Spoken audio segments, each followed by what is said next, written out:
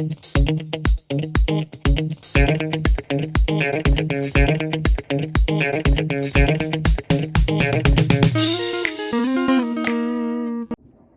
there, it's me again. So you all probably recognize the plant that's behind me, right? So the question today is, what will happen if I touch it? Although that one is too easy, right? So let's look at another question that might be a little bit more interesting.